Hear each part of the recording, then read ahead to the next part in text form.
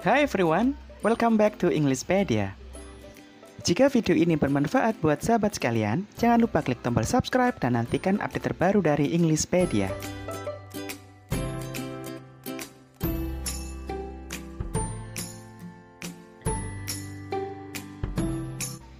Pada video kali ini, kita akan membahas tentang recount text.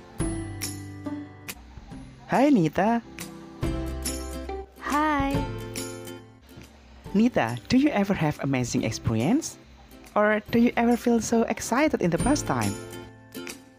Yes, I did. I had many experiences to tell.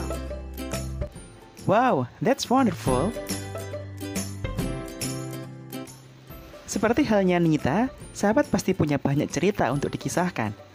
Jika demikian, it's a good time for us to learn about recount text. Untuk memahami recount text, ada 4 hal yang akan kita pelajari. Yang pertama akan kita pelajari adalah definition atau pengertian dari recount text. Yang kedua adalah purpose atau tujuan dari penulisan recount. Yang ketiga adalah generic structure atau susunan umum yang digunakan dalam menulis recount text. Kemudian yang terakhir adalah language feature atau kaidah kebahasaan yang digunakan dalam menyusun recount. Oke, sekarang kita awali pembelajaran dengan mempelajari definition of recount text. Di bagian ini, kita akan mempelajari definition of recount text. Recount text is a group of paragraph which used to retell events or experiences in the past. Jadi, recount text adalah kumpulan paragraf yang digunakan untuk menceritakan pengalaman atau peristiwa-peristiwa yang terjadi di masa lalu. Berikut ini adalah contoh dari recount text yang sering kita jumpai. Yang pertama adalah personal recount atau cerita pengalaman pribadi. Yang kedua adalah factual recount atau laporan peristiwa. Ketiga adalah biografi. Dan yang keempat adalah history atau sejarah.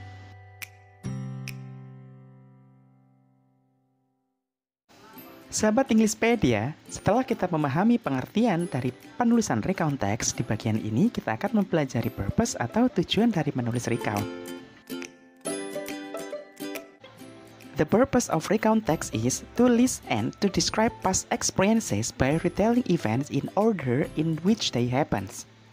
Di sini kata kuncinya adalah retelling. Jadi, tujuan dari penulisan recount text adalah untuk menceritakan pengalaman atau peristiwa yang terjadi di masa lampau yang ditulis secara berurutan.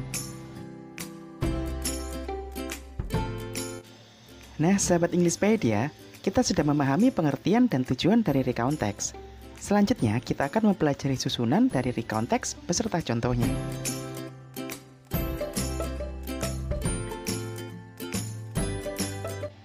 Di bagian ini, kita akan mempelajari cara menyusun recount. Di sini, kita akan mempelajari generic structure atau susunan umum yang digunakan dalam menulis recount. Recount text terdiri dari 3 bagian. Yang pertama adalah orientation. Orientation adalah setting cerita. Di bagian ini, sahabat menuliskan tokoh, waktu, dan tempat kejadian. Kemudian, bagian yang kedua adalah events. Bagian ini berisi runtutan cerita yang ingin sahabat sampaikan. Dan bagian yang ketiga adalah reorientation.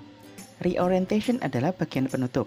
Bagian ini berisi akhir atau ending dari cerita. Sekarang, mari kita susun recount text sesuai dengan urutannya.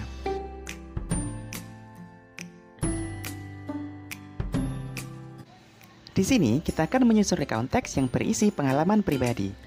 Pertama, sahabat harus menentukan title atau judul cerita. Di contoh ini, judul yang kita buat adalah At the Beach. Selanjutnya, sahabat harus menulis orientation atau setting cerita. Di sini, sahabat harus menceritakan apa yang dilakukan, siapa, di mana, dan kapan terjadinya. Misalnya di contoh berikut, My friend and I went to the beach on Saturday. Kemudian bagian yang harus sahabat susun adalah events. Di bagian ini, sahabat harus menceritakan runtutan peristiwanya. Berikut contohnya. While we were at the beach, we had a cool swim. After our swim, we built sandcastle. Later, it began to rain, so we packed up and went home. Kemudian bagian yang terakhir adalah sahabat harus menuliskan reorientation. Bagian ini berisi ending cerita atau kesimpulan dari kejadian tersebut. Berikut contohnya. We were tired from our day at the beach, so we went to bed early. Nah, sahabat Englishpedia, sangat mudah kan cara menyusun recount text? Selanjutnya, kita akan mempelajari language feature atau ciri kebahasaan yang digunakan dalam menulis recount.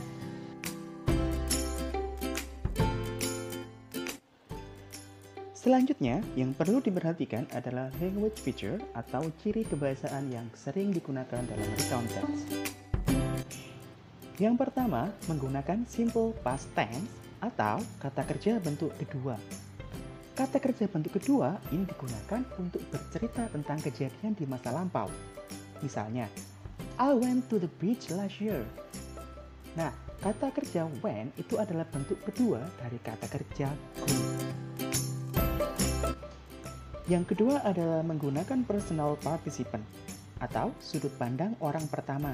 Misalnya, I, we, my group, our team, dan lain-lain. Jadi, dalam recount text, kalian sendiri terlibat dalam cerita tersebut. Selanjutnya, menggunakan chronological conjunction atau kata penghubung yang menunjukkan urutan. Misalnya, first, next, then, after that, finally, dan lain-lain. Nah, sahabat Englishpedia, sangat mudah kan belajar tentang recount text?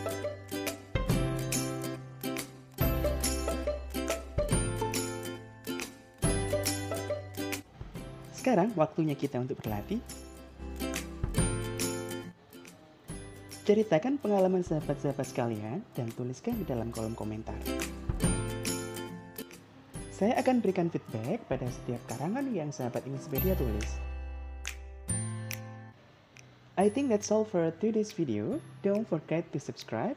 Thank you for watching. Goodbye.